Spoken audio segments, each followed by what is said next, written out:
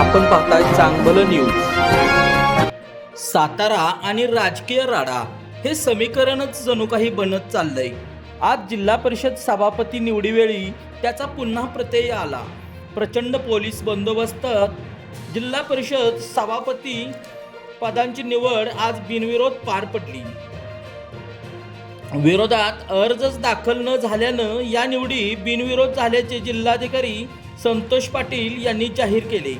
यामध्ये भाजपच्या ऋषिकेश धायगुडे यांची समाज कल्याण सभापती, तेजस्विनी कदम यांची विषय समिती सभापती, तर सभापती निवडीसाठी भाजपला पाठिंबा देणाऱ्या राष्ट्रवादीच्या ऋतुजा शिंदे यांची महिला व बालकल्याण सभापतीपदी आणि राष्ट्रवादीच्याच लता कर्णे यांची विषय समिती सभापतीपदी निवड झाली। या निवडीवेळी कामेश कांबळे हे सदस्य गैरहजर राहिले, तर राष्ट्रवादीचे सदस्य अनिल देसाई मांडवे यांच्यासह राष्ट्रवादी व शिवसेनेच्या सदस्यांनी पोलीस प्रशासनाने बाहेर ताटकळत ठेवल्याचा आरोप करत या निवडीच्या प्रक्रियेवर बहिष्कार घातला आणि काळ्या फिती बांधून सभागृहाच्या पायऱ्यावर बसून प्रशासनाच्या विरोधात निषेधाची जोरदार घोषणाबाजी केली।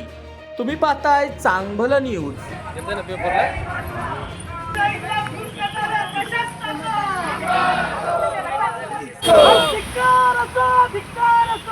प्रशासनाचा अधिकार लोकशाहीचा खून करणाऱ्या प्रशासनाचा, लोकशाहीचा खून करणाऱ्या प्रशासनाचा, यशवंत विचारांना काळीमा फासणाऱ्या प्रशासनाचा। सातारा जिल्ह्याला आपल्या शूरवीरांचा असा जिल्हा मानला जातो। तर या शूरवीराच्या जिल्ह्यामध्ये आज हे राजकारण जे 20 तारखेपासून जे झालंय त्याला पूर्णपणे आमचा सरकारविषयी निषेध असेल आणि त्याने आमच्या पाठीमध्ये खंजीर खुपसून आज जो हा विजय मिळवलाय तो कधीही त्यांना जनतेने विजय दिलेला नाहीये। हा त्यांनी पाठीत खंजीर खुपसून हा जो आमच्या पासून विजय आमचा हिरावून घेतलाय त्यांचा धिक्कार असो। अनिल देसाई साहेब आणि मांडवे साहेबांना उचलून नेलं, त्याच पद्धतीनं आमचा व्हीप लागू असताना सुद्धा रात्री 2 सदस्यांना उचलण्याचं पाप या आताच्या भाजपानं केलेलं आहे। सातारा जिल्हा भाजपा ही दुसऱ्याची पोरं पळवून पालकत्व साधण्यासाठी पटाईत झालेली आहे। आमचे 2 सदस्य पुन्हा रात्री यांनी नेलेले आहेत आणि त्याचाच निषेध म्हणून आम्ही आता छत्रपती शिवाजी महाराजांपुढे जाऊन आणि यशवंतराव चव्हाण साहेबांच्या पुढे जाऊन आम्ही न्याय निवाडा मागणार आहोत की तुमच्या राज्यामध्ये अशा पद्धतीची अराजकता माजत असेल तर नक्की सामान्य जनतेनं न्याय कुणाकडे मागायचा।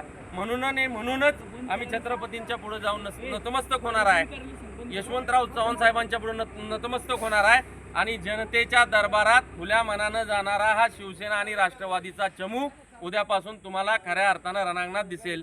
परंतु काळी तोंड केलेली माणसं जी आता फुटून गेलेली आहेत, व्हीप लागू असताना ज्यावेळी सदस्य फुटतो त्यावेळी विचार करा त्याला केवढं मोठं लांगुल चालून दिलं असेल। कदाचित त्यातले काही आता तुम्हाला सभापती म्हणून पण मिरवताना दिसतील, परंतु हे सभापतीपद लोकशाहीला मारून गळा घोटून मिळवलेलं आहे। त्यामुळे त्यांच्या मतदारसंघातल्या आणि जिल्ह्यातल्या लोकांनी या चोरांपासून सावध राहावं अशी आमची प्रामाणिक भूमिका आहे। म्हणून आम्ही आता महाराजांच्या चरणी नतमस्तक व्हायला चाललो।